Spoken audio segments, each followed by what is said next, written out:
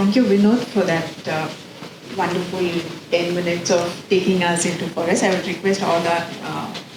you have a presentation, right? Yeah. So moving from, you just saw what is happening in forest areas. And hold that one line that Vinod just mentioned. He said 1 acre of land can sustain food for an entire year for the households. Just hold that thought. And in Pavagada, land was taken away saying, oh, it is drought land, people are not growing anything there. Even in drought conditions, our farmers have amazing knowledge of the landscape. They manage to grow something during one spell of rain. There will be chilies, there will be ragi, there will be vegetable, so many other things. So in such a context, when rural youth have to go outside and look out for jobs, when they are looking out for jobs, today we all know they have to either be a 10th class pass or a PU pass. And since I'm a little conversant with renewable energy, I've been going after what is creating jobs in the renewable energy sector. And people have been saying, oh, there are so many jobs. I'm like, show me where these jobs are. In Pavagada, 13,000 acres employs 2,000 people. Only 2,000 people. Every acre of land probably employs more than 5 people through the year. So, and these are people who've not even done their class 8. They're agro-pastoral communities. They know their landscape. They know when it's going to rain, where the water is going to get harvested, how to use that water, how long that water will stay, what we can grow in that, what is the wildlife around. A shepherd knows his flock so well that at the end of the day, he knows which is that one lamb which is not eaten properly. He'll probably be hand feeding it. Some other sheep is hurt. He would have, taken some herbs, made a paste of it and put it on that sheep. That is the kind of knowledge they have. But the renewable energy sector, today the central government is offering schemes called the Surya Mitra, Varun Mitra, Vayu Mitra. The prerequisite to get into these programs, it's a 3-month course. You have to be an ITI pass or you should have a diploma. How many of our rural youth even have a 10th class pass? Forget ITI training. So in a context like this, where are they going? What can they be doing? So that's where I request Priya to come in, because her work is another amazing thing, a very young initiative, but she's been in the sector for 25 odd years. And she is looking out for those youth who don't have that 8th class pass or 10th class pass and saying, come, let's do something with you. Over to you, Priya. Thank you so much, Madhu. Is it okay if I don't use the mic? Yeah? Yes. Thank you. You can come and act in my play. That would be an honor, sir. Okay, so we will stay outdoors with Vinod, and we'll turn our gaze to a slightly different industry from agriculture, but again using land and natural resources, which is the ecotourism industry. So I'll just leave the first slide on, and then we'll just hold through.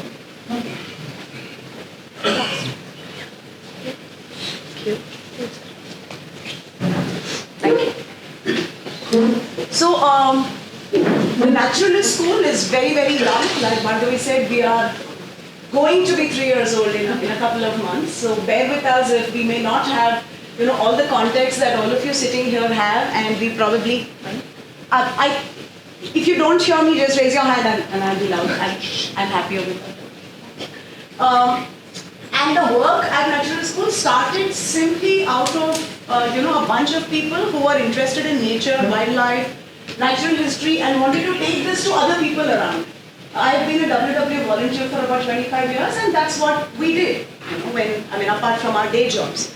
And so a few years ago, we realized that we always used to tell people all these years that being out in nature was a hobby. And when we would do these walks and camps, people would come and say, this is what I want to do for my living. Is there a course that I can do? Can this become my profession? How did you get into this? And I remember telling everybody, this is not a profession, this is a hobby. But about a few years ago, I somehow with everything that's happening around, realize that while it wasn't a hobby in the past, maybe not 30 years ago, but today with ecotourism growing the way it is, actually tourism growing globally, and ecotourism growing in a very, very steep graph also in India, being out in nature, working with natural habitats is a very, very viable profession, and the ecotourism industry is actually growing to prove it. So what are we doing at Naturalist School? We started, like I said, with finding a way to connect people with nature, and we realized that the livelihood that this enables is actually quite a sustainable, it's almost like, I know circular economy is a big word, but I'm just using it very loosely. It actually helps because these are people who live in and around forest areas, and like Vinod was telling us, 20% forest cover, 4% PAs, protected areas, but really all of India, there is wilderness everywhere in India, right? Just outside this, around this BIC building, you can do easily a 90-minute walk, looking at nature and appreciating nature and what it has.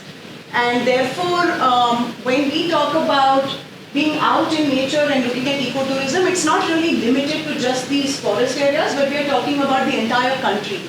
And like we all know, a lot of our country, or most of our country, lives in villages. There is potential for every village to have an ecotourism spot. And the ecotourism itself in that sense takes a different meaning.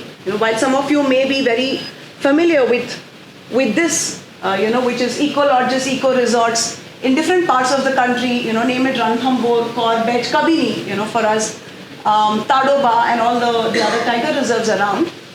While the ecotourism industry is very rich and also frequented by the rich and the famous and the elite, people living just across the fence, like literally across the fence, right, don't have access to the kind of livelihood that they could. And what do these people do, and how do they manage their own lives? By living off the forest and by living off the wilderness areas. So, like Bhargavi said, going in for firewood, many, many other things, and natural resources within the forest is what they live on and they feed on. And,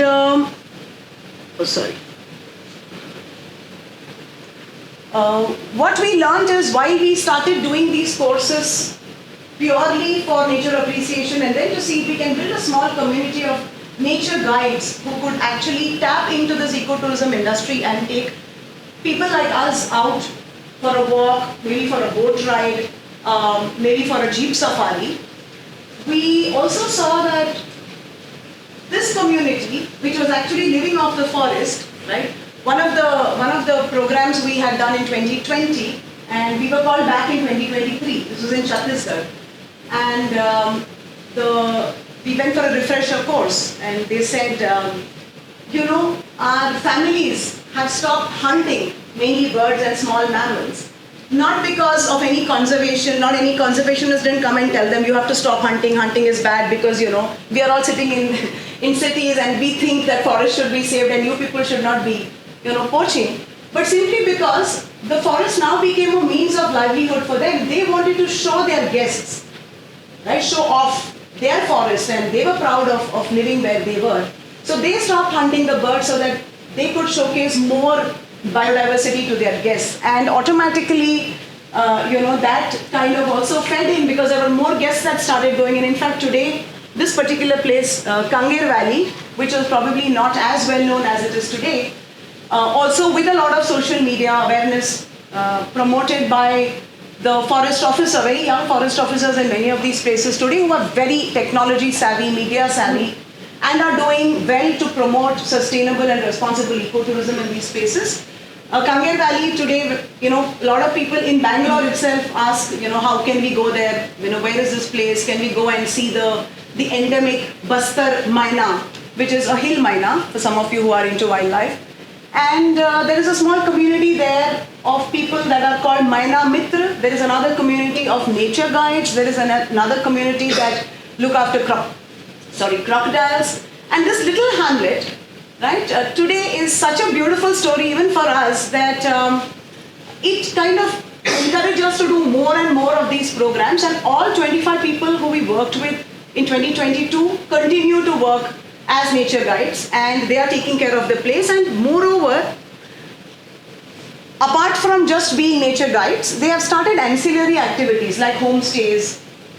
The village folk from their families have started offering local food and local drinks to visitors that have started coming in.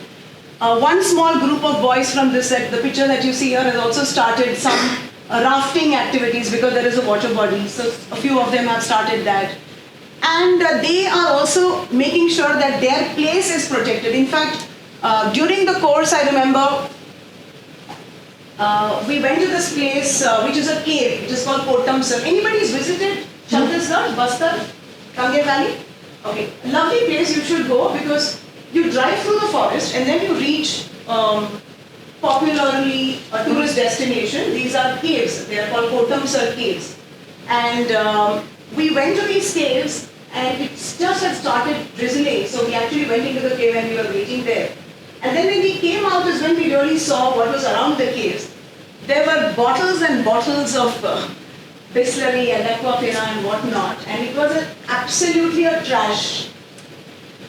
Anyway, after the range we came back. Of course, we couldn't go into our training room because, you know, like all these places, it's not a room like this. You know, the roof was leaking, and you know we had like all kinds of small crisis happening, so we had to take care of that. So we all sat out, you know, in the veranda, and we spoke to these people. And I remember one of our trainers telling people, oh yeah, so they sat on the veranda and our room was there, you know, it was like a corridor. And these people, it started pouring by then, right? But because, I don't know, maybe because our rooms were there, they all left their footwear out and they got into that corridor where we've been walking with our shoes on every day. This was like a 7-8 day program. So they left their shoes out, they came and they sat very nicely, very neatly. And you know, we said, look, you people take care of your place so well, you put your footwear out, you know, and we are ashamed because we've been walking here with our footwear last so many days. How could you allow somebody from outside to come and dirty your place the way it has been at the caves? And very overwhelming the way they took it. 2 days later, the program got over, and we're all on a WhatsApp group, and most of our learning is hybrid. So we go there in person, and then, you know, we continue digital. And on the group, they shared what they had done. They spoke to the forest department. They called all the village, more of their friends and relatives. They all went to the cave. They cleared the place. And they said, we will never let this happen again. Thank you very much. Yeah, so we didn't go there and clean the place. So we didn't do anything. You know, it's just the people there, the moment they start taking pride in where they are and what they have to offer, I think automatically, you know, stories change.